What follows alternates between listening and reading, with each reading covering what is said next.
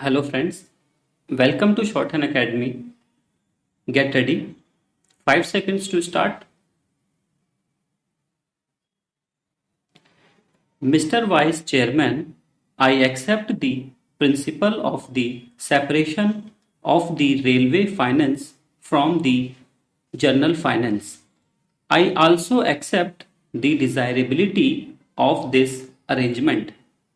It is not only a convenient arrangement, but it is based on sound principles and is conducive to the better administration of the railways. I also agree that the contribution of the railways to the general revenues should be in the shape of fixed dividends, but I cannot agree that the dividend should be fixed at 4%, and that is the crux of the whole report. As a matter of fact, the committee was instituted only to go into that matter whether the dividend payable at the present time, that is 4%, was reasonable or not, and whether this arrangement should continue. When I say that I do not agree to the rate of dividend, I wish to submit that enough material has not been placed in our hands to judge whether the dividend which is being fixed is fixed on some sound basis or not. The committee has not examined certain vital matters concerning the administration of the railways, and what I found is that the whole arrangement is very superficial. It appears to me that the railway administration and the finance administration came to an agreement, and the committee did not find it necessary because of the agreement between the two ministries to examine and go into the vital matters which affect this issue. It is not clear how this dividend, if fixed at 4%, is going to react on the working of the railways and particularly on the future development of the railways and also on the present structure of the fares and freights.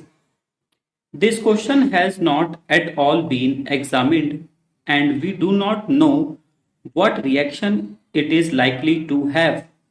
These are very vital matters, and I think that they need a thorough examination before we can come to correct conclusion in this matter. As we know, there is a pressing demand for reduction in the railway fares, particularly for third class passengers. This demand has been made on the floor of this house, and I think there is great justification behind this demand, and more particularly now when we find that the prices of agricultural goods have gone down, we will have to take into consideration the question whether the rural population who will get much lesser return for their products now will be able to pay the same fares and freights.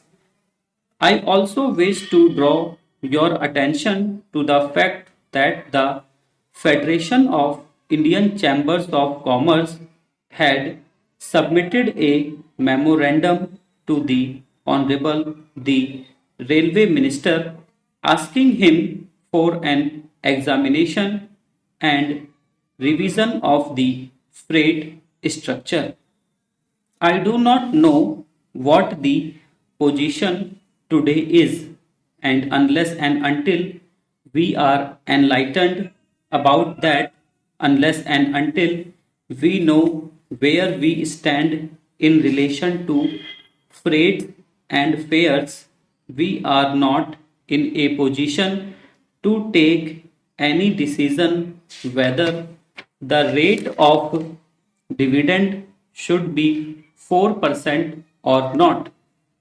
I should like to ask the Honorable Railway Minister whether, in view of this strong demand made by the people through their representatives in both the Houses of Parliament and in view of the changing economy with which we are faced, he can give us an assistance assurance that he will be able to discharge his obligations and responsibilities and commitments, that he will be able to pay a dividend of 4% and yet he will be able to reduce the freight and fare rates.